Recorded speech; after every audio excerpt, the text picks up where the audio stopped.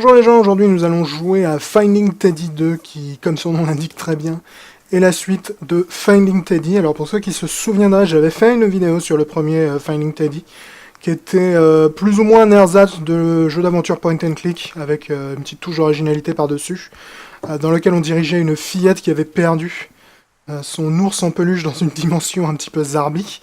Dans Finding Teddy 2, on va une fois de plus diriger une fillette et on va cette fois-ci être accompagné de notre ours en peluche. Cela dit, le gameplay a plus grand chose à voir avec le jeu initial, puisque cette fois-ci on va retrouver un gameplay qui est plus proche en fait de l'action-aventure, avec un petit côté action-plateforme en 2D.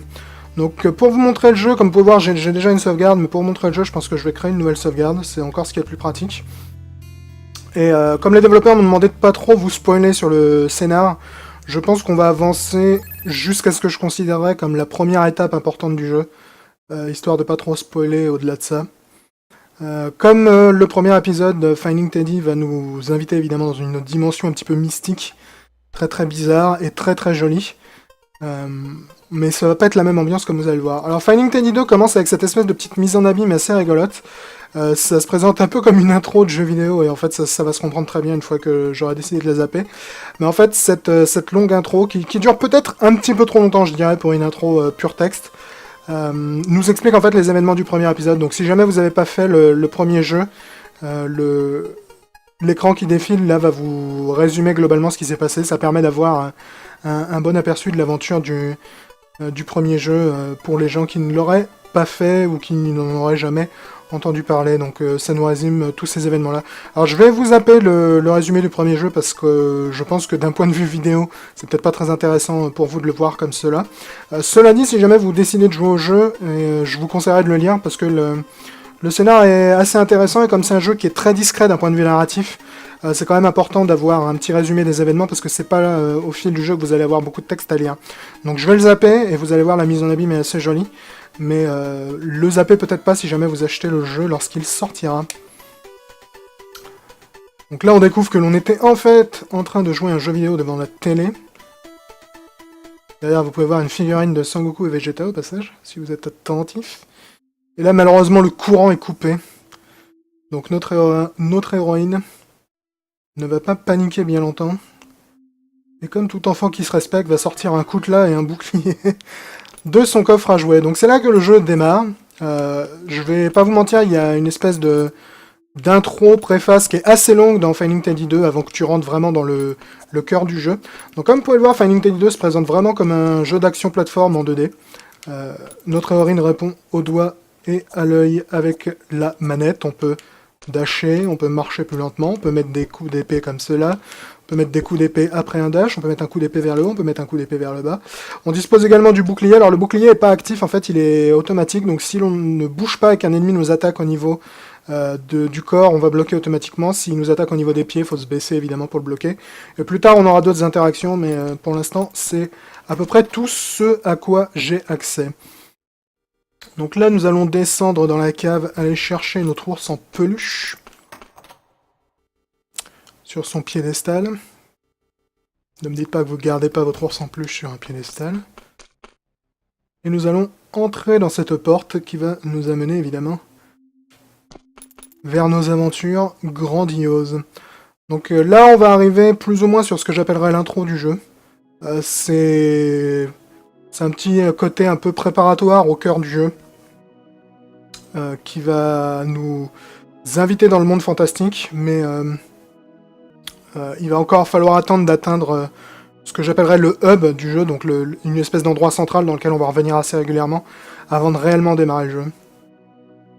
D'un point de vue narration et d'un point de vue présentation de son contenu, Finding Teddy est un jeu qui est très concis, je dirais, très discret. Et j'aime beaucoup d'ailleurs ce niveau-là. C'est un jeu qui se base quand même pas mal sur l'exploration et l'expérimentation aussi. Et du coup, on nous tient vraiment pas tant par la main qu'on pourrait le croire. Donc là, comme vous pouvez voir, au début, ça se présente vraiment de manière très simple. Là, on pourrait vraiment se croire genre dans un Ghouls and Goblins. Là, c'est tout ce qu'il y a de plus simple. Donc là, on nous explique qu'on peut dasher. Et c'est probablement l'explication la plus avancée qu'on va nous fournir avant un bon bout de temps. Je peux évidemment casser ces poteries, parce que si t'es un héros de jeu vidéo et que tu casses pas tes poteries, t'es pas vraiment un héros de jeu vidéo. On peut fouiller dans les coffres pour récupérer des globes de couleur. Donc tout ça, ça va nous servir de monnaie qui va nous permettre d'améliorer un peu notre personnage et équipement au fur et à mesure du jeu lorsqu'on reviendra dans le hub entre chaque tableau, j'ai envie de dire. Mais pour l'instant, on est encore plus ou moins dans la zone d'intro. D'ailleurs, vous noterez qu'il n'y a pas vraiment de musique. L'ambiance sonore est limitée pour l'instant à des bruitages. L'ambiance sonore est très importante dans le jeu plus tard. Et pour l'instant, on est vraiment encore seulement dans l'entrée en matière, je dirais. Je sais pas s'il y a vraiment de l'argent dans ces pots, donc je sais pas si ça sert à grand chose de les péter. Ouais, on va s'abstenir. À nos tendances de délinquants, là. Et nous allons avancer. Jusqu'à ce que l'on arrive à la bibliothèque. Donc là, on va croiser nos premiers ennemis. La plupart des ennemis du jeu, jusqu'à maintenant, du moins dans ce que j'ai fait, la plupart des ennemis du jeu se tuent en un ou deux coups. Donc c'est pas non plus un jeu qui va te demander énormément de ténacité pour éliminer les ennemis. Cela dit, il faut prendre en compte le fait que notre épée, elle est un peu toute microscopique. Donc t'as pas beaucoup de portée, ce qui veut dire que sur certains ennemis, généralement, t'auras pas l'avantage de la portée. Et ça veut également dire que sur certains ennemis, si jamais tu te foires, tu risques de te manger une contre-attaque en pleine poire. Ce qui est évidemment rarement idéal. C'est pas cela que je voulais faire. C'est cela que je voulais faire. Parce que le coffre qui est là-haut, j'aimerais bien me le faire. Hop. Oh bien. A noter que pour dasher, c'est évidemment une double pression du stick. Vers l'avant, ou... enfin vers la direction dans laquelle on désire dasher. Ouais, ça c'était pas très malin. Ce qui est bien, mais honnêtement j'aurais bien aimé avoir peut-être dans les options la possibilité de dasher via une touche. Parce que pas que ce soit gênant par le jeu, disons, par la faute du jeu. C'est juste que j'ai toujours tendance à trouver les sticks analogiques assez péraves pour dasher personnellement. Donc généralement avec les sticks analogiques, je préfère lorsque tu peux courir en maintenant une touche que lorsque tu dois appuyer 2 fois sur le stick. Parce que je trouve que sur les sticks ça répond mal et évidemment tu pourrais jouer avec le paddle. Là par exemple je me déplace avec le paddle. Mais chacun sait que le paddle de la manette Xbox c'est un peu de la méga daube. Donc voilà. J'aurais bien aimé avoir l'option, disons. C'est pas vraiment une critique vis-à-vis du jeu, c'est plus vis-à-vis de la manette. Parce que je pense que la grosse majorité des joueurs PC ont une manette Xbox 360 en tant que manette principale.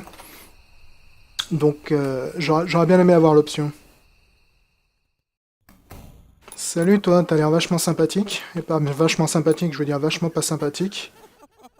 En plus il se fout de notre gueule, ce qui est vachement sympa de sa part. Donc là on va arriver dans le hub. Et c'est à partir de là que le jeu démarre réellement, je dirais. Donc ça c'est la bibliothèque.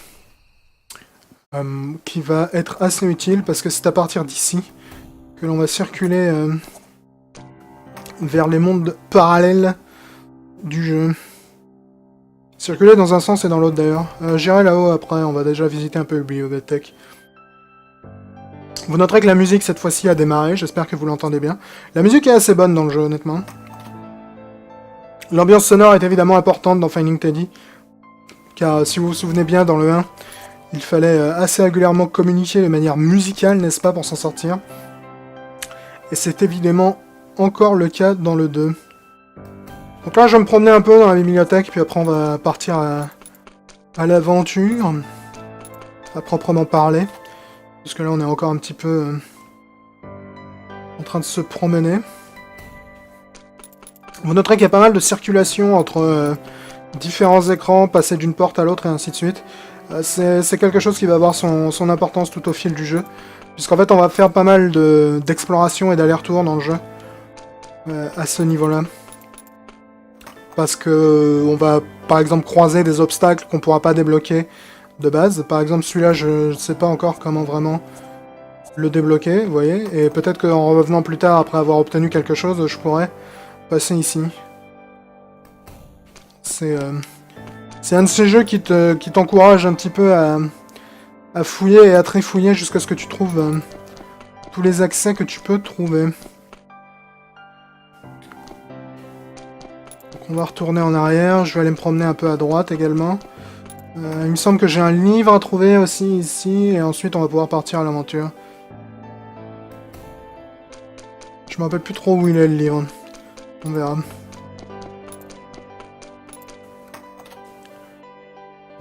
employer la porte de droite. Je crois que la porte de droite nous emmène vers les jardins. Si je me souviens bien. Je crois qu'il est là-dedans, le livre. Serais-tu là-dedans, le livre? C'est possible. Mais ouais, le voilà, le livre. Fantastique. Il va nous servir pour plus tard, lui.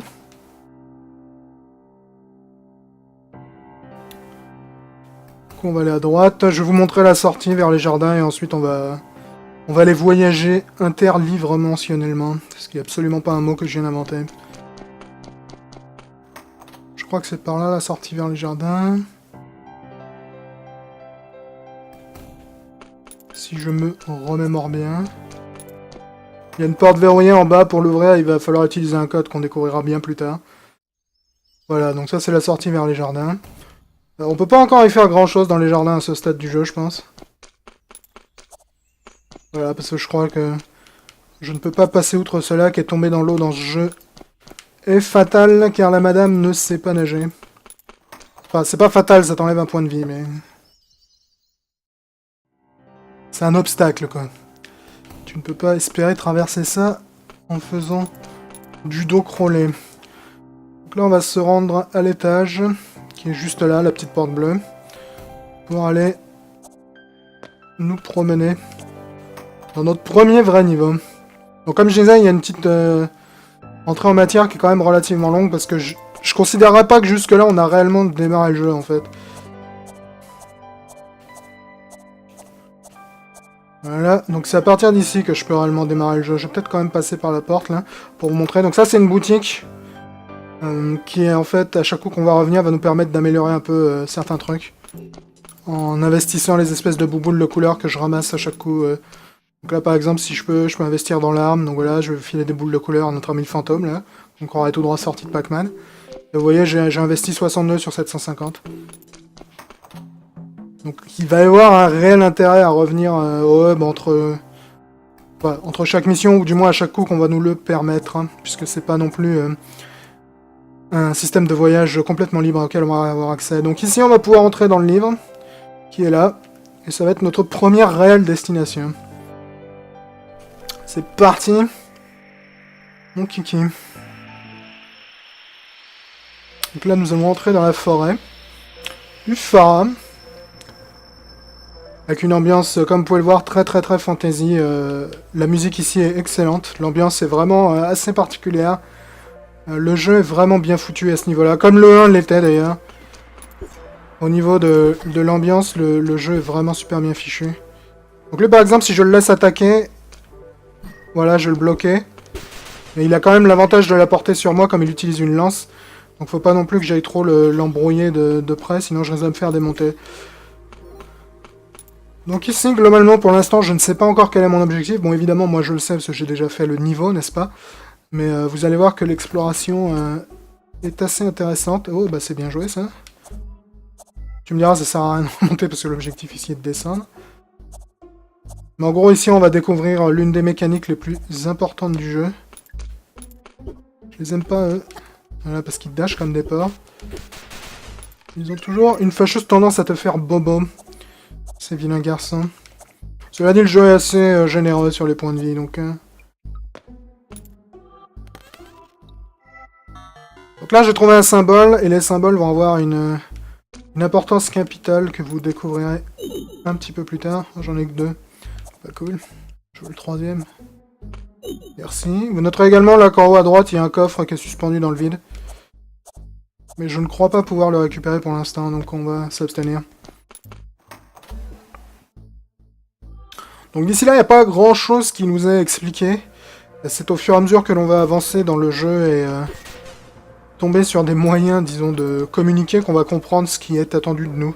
Parce que là, vraiment, tu débarques ici et tu sais vraiment pas quel est ton objectif. Aïe. Donc il faut improviser en gros. C'est là qu'en fait le côté exploration et expérimentation du jeu entre en jeu. C'est globalement là où il me rajoute de la vie lorsque je le ramasse. Puisqu'en fait tu vas vraiment chercher à piger ce qui se passe dans le coin. Et ce qu'on attend de toi dans le coin. Et t'as très souvent en fait des destinations différentes à employer, du coup tu sais vraiment jamais... Enfin, on te dit jamais, ouais, va par là, c'est... Tu sais jamais dans quelle direction est attendue, disons, ton intervention ou pas. Et malgré le fait que je suis déjà venu ici, parce que j'ai déjà fait cette partie du jeu dans mon autre sauvegarde, je peux vous dire que je ne suis pas certain d'emprunter la même direction, ok? La bonne direction, pardon. Entre guillemets, si on peut considérer qu'il y a une bonne direction. Donc là, j'ai récupéré encore un autre symbole. Les symboles, vous allez voir à quoi ils servent, de toute façon. Si vous connaissez le premier jeu, vous avez déjà sans doute deviné à quoi ils servent. Et si c'est pas le cas, vous allez bientôt le découvrir. Geronimo! En temps normal, je casserai tous ces blocs pour voir s'il y avait un passage secret dedans, mais comme je suis déjà passé par ici, dans mon autre sauvegarde, je sais qu'il n'y a pas de passage secret dedans. Je l'aime bien l'attaque dash, elle me rappelle Story of Thor, dans Mega Drive. Dégagez, là. Les petites larves. Vous êtes échappés de The Binding of Isaac, les mecs? Olé. Oui, c'était peut-être pas nécessaire de tomber, mais c'est pas grave. On casse tout. La délinquance. Ouh, c'était un peu osé le dash. Yep. J'ai l'impression que le dash fait sensiblement plus mal que l'attaque de base. Si je me souviens bien, c'est de l'eau en bas, là. Ouais. T'es gentil, mais je ne me mouille pas. Donc là, on va récupérer un symbole de plus. Mais pour l'instant, on peut pas en faire grand-chose de tous les symboles. C'est un petit peu plus tard, ou un petit peu plus loin, plutôt, que l'on va découvrir leur utilité.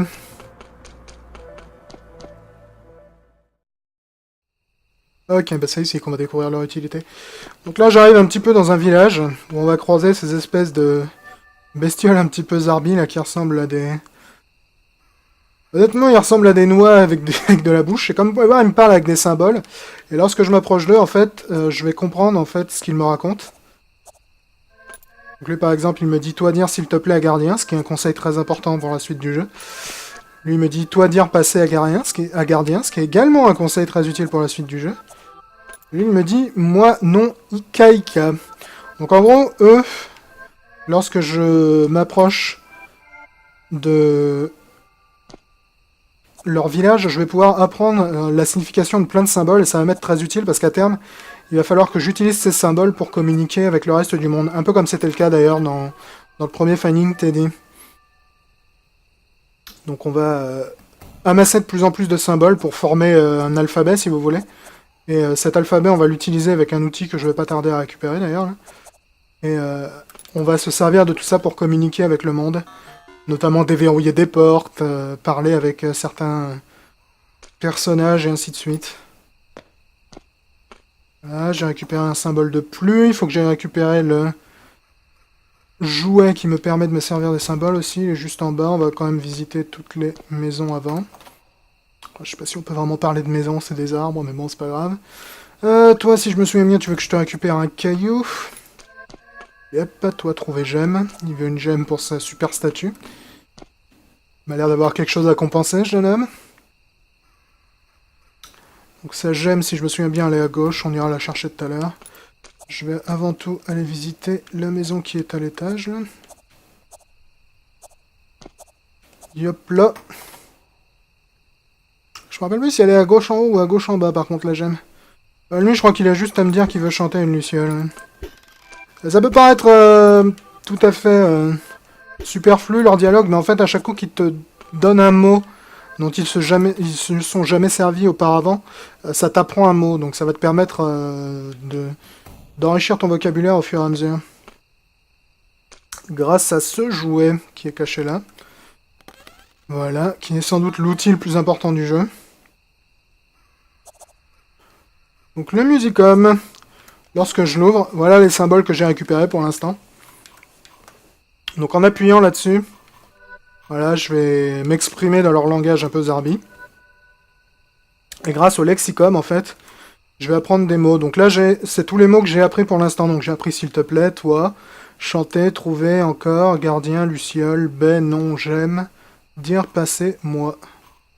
Donc à chaque fois que je vais communiquer avec une nouvelle créature qui va employer un nouveau mot que j'ai encore jamais vu, je vais apprendre comment dire ce mot dans le lexicon, mais évidemment pour dire les mots en question, il faut encore que je récupère les symboles nécessaires pour les former. Donc principalement ma quête entre guillemets au début va être de trouver les bons symboles pour former les bonnes phrases. Notamment ce symbole là. En bas là je crois qu'il n'y a que de l'eau. Yep. Donc pour l'instant c'est pas important. Donc là au passage en bas le musicom en bas clignote pour me dire que j'ai récupéré un nouveau symbole, donc le symbole bleu qui est là. Aïe, pourriture.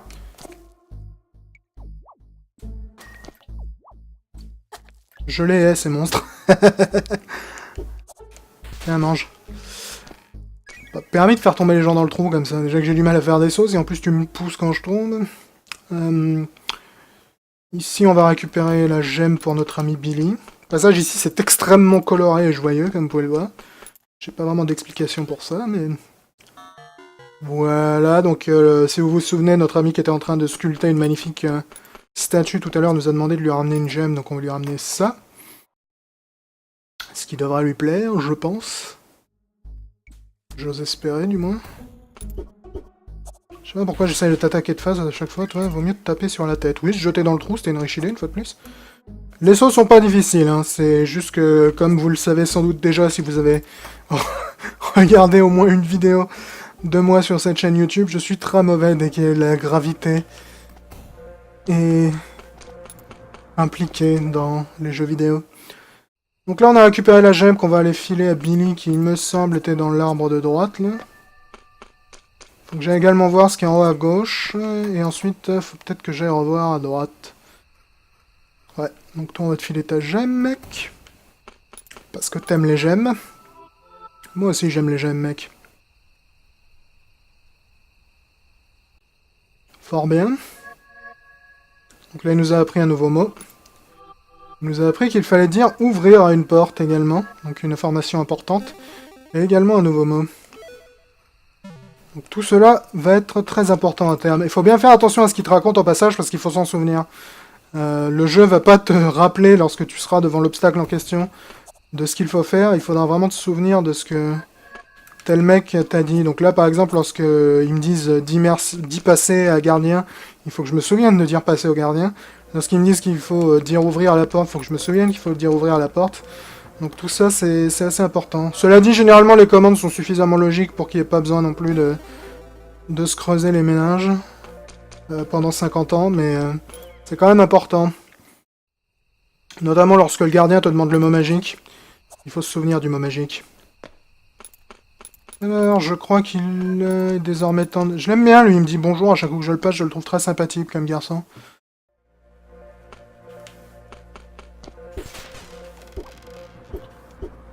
Aïe, oui, c'était très malin, ça.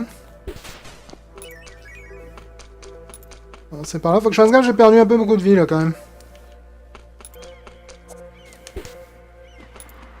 Je peux, genre, te sauter sur la tête.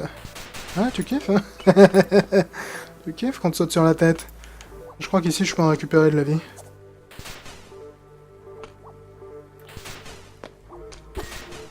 J'arrête d'utiliser le dash, c'est trop dangereux. Je vais finir par perdre ma vie, moi, c'est pas très malin. Si je me souviens bien, ici, il y a un passage secret. Le truc, c'est que je sais pas à quoi il sert, ouais.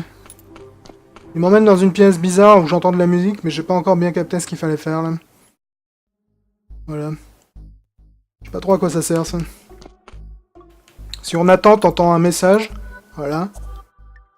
Mais j'ai beau essayer de le restituer, le message, j'ai pas l'impression qu'il y ait grand chose qui se passe. C'est peut-être un truc à faire pour plus tard. Comme j'ai dit, c'est un jeu qui demande pas mal d'exploration et d'expérimentation, donc... Faut pas s'attendre non plus à tout piger du premier coup. Oh, bah je tombe en plein sur une larve, donc ça c'est pas de bol par contre. Je vais aller à gauche ou à droite, moi? J'en ai aucune idée, on va aller à droite. Ok. C'est par là que je vais aller.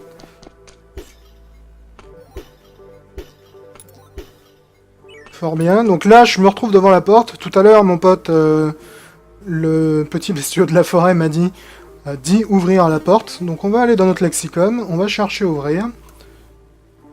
Ouvrir, ouvrir. Donc ouvrir, c'est 2 symboles Zarbi et un autre symbole Zarbi. Donc, tac, tac, tac. Hop là. Et la porte est désormais ouverte. Donc un peu comme dans le premier Finding Teddy, il va falloir utiliser ce genre de code musical assez intéressant afin de créer sa propre voix dans le monde. Donc là on va arriver à ce que je considérais comme le premier réel objectif important du jeu. Donc je pense que je vais arrêter la vidéo une fois qu'on aura fait ça, parce que comme je vous l'ai dit, les développeurs m'ont demandé de pas trop vous spoiler, parce que c'est quand même un jeu dans lequel il faut réfléchir à ce que tu fais, donc je préfère éviter de vous spoiler trop de gameplay non plus. Surtout lorsque les développeurs me demandent de pas spoiler, je vois pas pourquoi je spoilerais. Bon, vous, je sens que vous avez troll, vous tous les deux. Allez. Ouais, c'est bien ce que je pensais. Arrête de faire n'importe quoi, je suis décédé comme un idiot. C'était vraiment très très mal joué de ma part. Au passage, je trouve la mort particulièrement hardcore. Dans la manière que ça a d'exploser. Donc on va spawn ici, ce qui est évidemment pas idéal.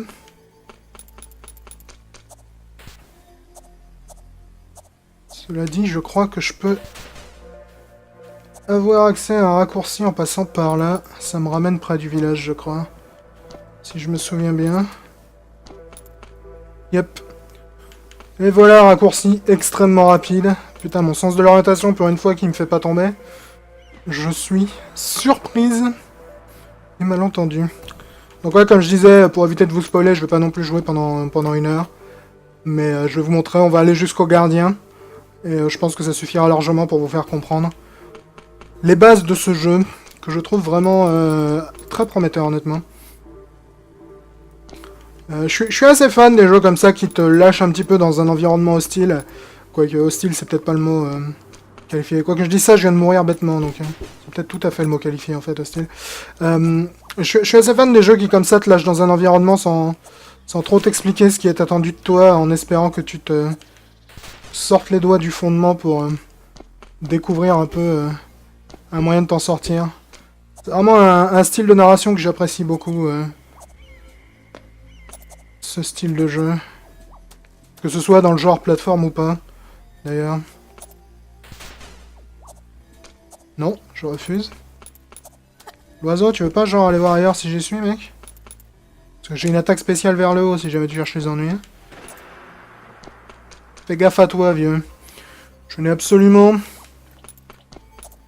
aucun problème contre la violence animale. Je vais voir ce qu'il y a là-dedans. Tiens, je m'en souviens plus de cette pièce. Oui, c'est juste des pots. Et on entend encore un message ici. À chaque coup que j'entre dans une pièce comme ça, j'entends un message derrière. Je sais pas ce que ça veut dire ou à quoi ça correspond, et je suis assez intrigué. Tout cela respire bon le mystère et le mystique. Lâche! Un peu de fric, faudra que je pense à aller le dépenser à la bibliothèque en revenant. Puisqu'on va pas tarder à revenir. Voilà, donc là on va rencontrer le gardien, si je me souviens bien. Qui est un mec pas très imposant du tout.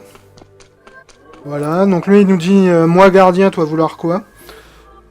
Donc si vous vous souvenez bien, lorsque j'étais dans le village, notre ami le petit villageois nous a dit le gardien, il faut lui dire passer. Donc passer, ça va être cela. Tac, tac. Tac. Voilà. Sur quoi le gardien va nous demander le mot magique, et si vous avez été attentif, ou si vous avez été bien élevé, vous savez que le mot magique est « s'il te plaît ». Donc on va lui dire « s'il te plaît ». Et il va nous laisser passer. N'est-il pas mignon, ce gardien qui doit faire à peu près 25 mètres de haut, là? Donc voilà un peu le style d'énigme, entre guillemets, auquel on peut s'attendre dans Finding Teddy 2. Donc ça va me permettre de rentrer au hub. Donc je vais retourner dans la pièce par laquelle je suis venu, dans la bibliothèque. Voilà. Ce qui est évidemment un bon moyen, par exemple, j'ai récupéré de la thune, je reviens par là, je fais hop, je vais aller faire un petit tour dans la boutique pour aller investir l'argent que j'ai ramassé. Enfin, je sais pas si on peut vraiment parler d'argent, honnêtement, mais bon. Peu importe. Voilà, donc je peux continuer à investir dans l'épée. Et hop, on peut repartir à l'aventure. En utilisant l'espèce de pierre mystique qui est à l'étage sur la droite. Je vais pouvoir me retéléporter juste derrière le gardien. Et continuer mes aventures plus en avant. Dans le palais, il me semble, et le niveau suivant, si je me souviens bien.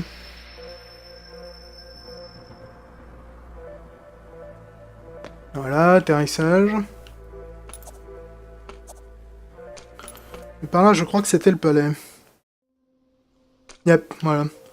Donc évidemment, pas le même style d'ambiance, n'est-ce pas? Les graphismes sont vraiment très très réussis dans le jeu. Les décors me rappellent un peu le style graphique employé dans Dungeon of the Endless.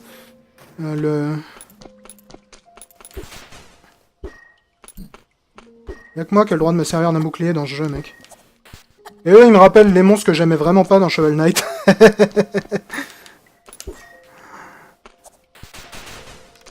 Espèce de canard avec leur bouclier, là.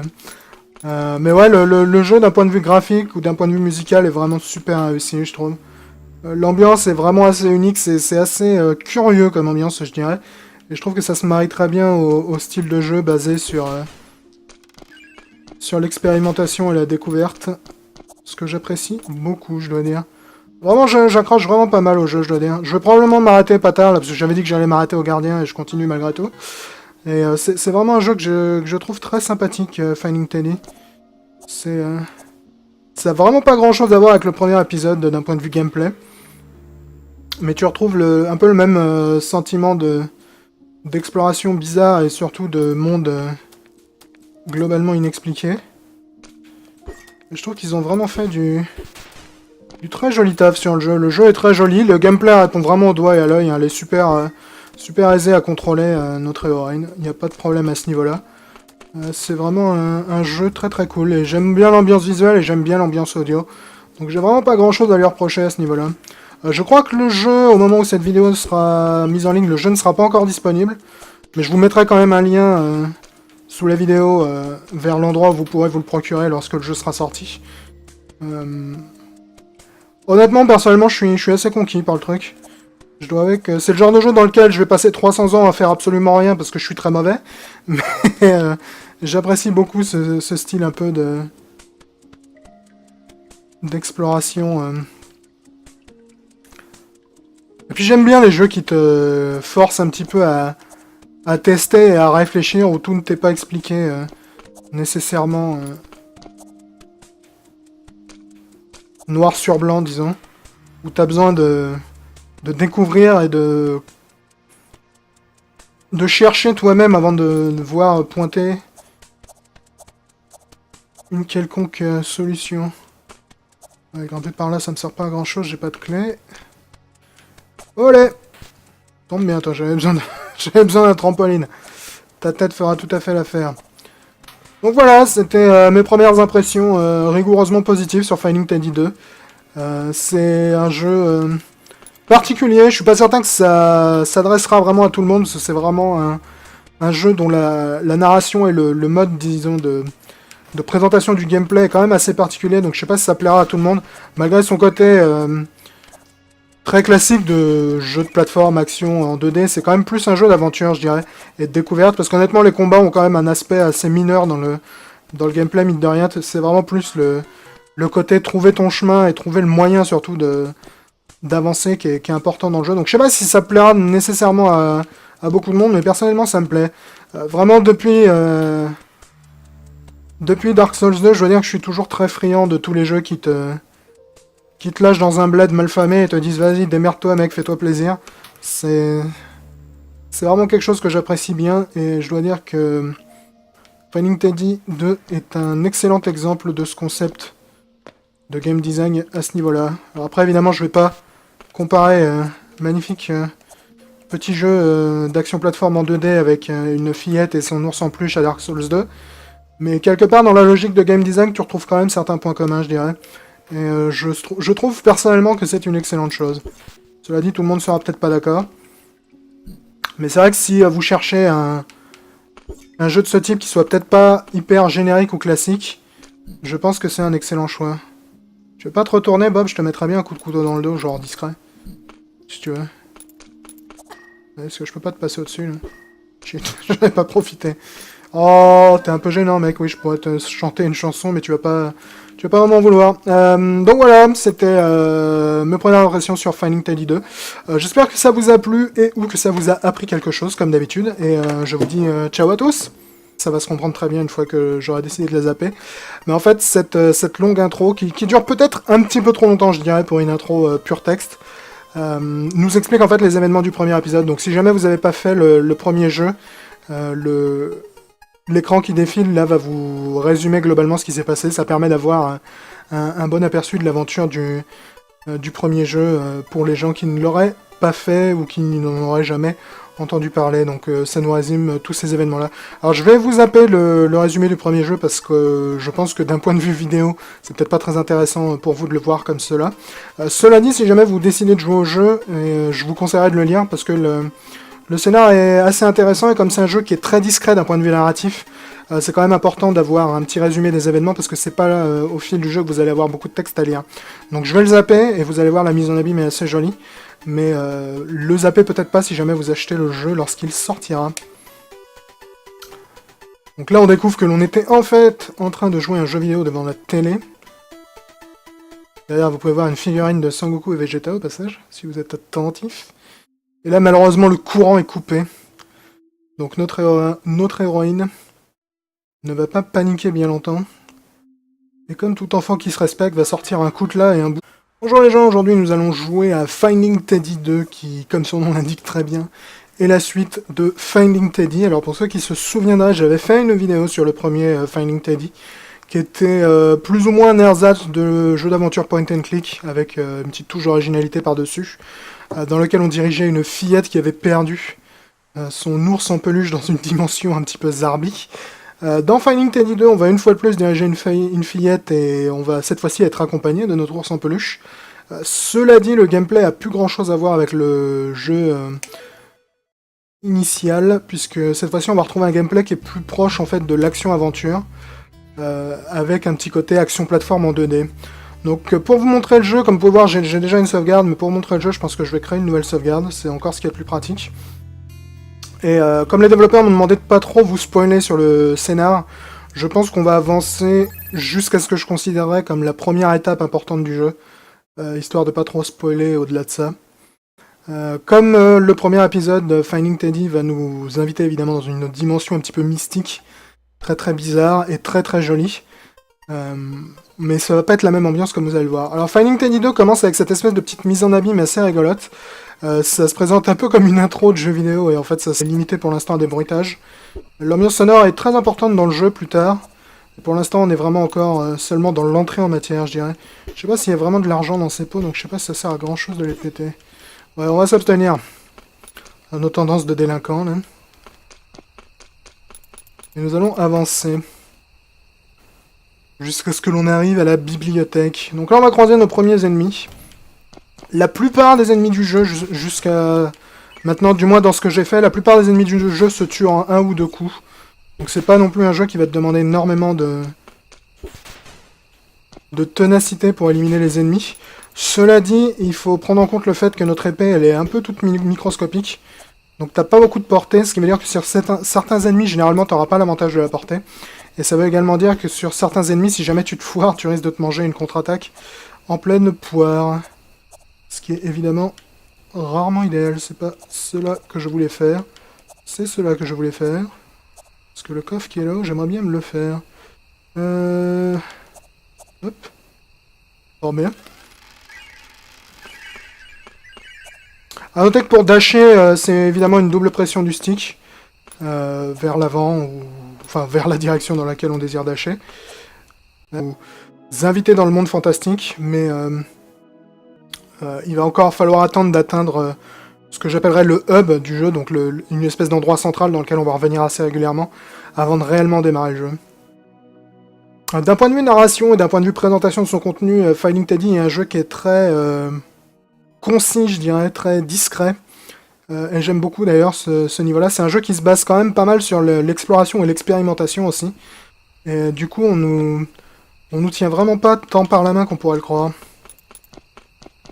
Donc là, comme vous pouvez voir, au début, ça se présente vraiment de manière très simple. Là, on pourrait vraiment se croire genre dans un Ghouls and Goblins. Là, c'est tout ce qu'il y a de plus simple. Donc là, on nous explique qu'on peut dasher, et c'est probablement l'explication la plus avancée qu'on va nous fournir avant un bon bout de temps. Je peux évidemment casser ces poteries, parce que si t'es un héros de jeu vidéo et que tu casses pas tes poteries, t'es pas vraiment un héros de jeu vidéo. On peut fouiller dans les coffres pour récupérer des globes de couleur. Donc tout ça, ça va nous servir de monnaie qui va nous permettre d'améliorer un peu notre personnage et équipement au fur et à mesure du jeu lorsqu'on reviendra dans le hub entre chaque tableau, j'ai envie de dire. Mais pour l'instant, on est encore plus ou moins dans la zone d'intro. D'ailleurs, vous noterez qu'il n'y a pas vraiment de musique. L'ambiance sonore est liée de son coffre à jouer. Donc c'est là que le jeu démarre. Je vais pas vous mentir, il y a une espèce d'intro, préface qui est assez longue dans Finding Teddy 2 avant que tu rentres vraiment dans le cœur du jeu. Donc comme vous pouvez le voir, Finding Teddy 2 se présente vraiment comme un jeu d'action plateforme en 2D.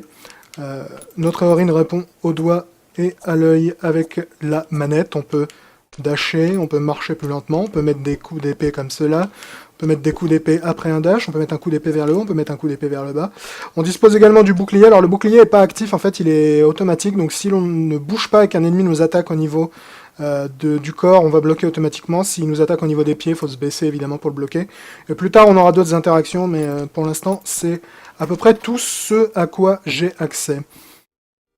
Donc là, nous allons descendre dans la cave, aller chercher notre ours en peluche sur son piédestal. Ne me dites pas que vous ne gardez pas votre ours en peluche sur un piédestal. Et nous allons entrer dans cette porte qui va nous amener évidemment vers nos aventures grandioses. Donc là, on va arriver plus ou moins sur ce que j'appellerais l'intro du jeu. C'est un petit côté un peu préparatoire au cœur du jeu. Qui va nous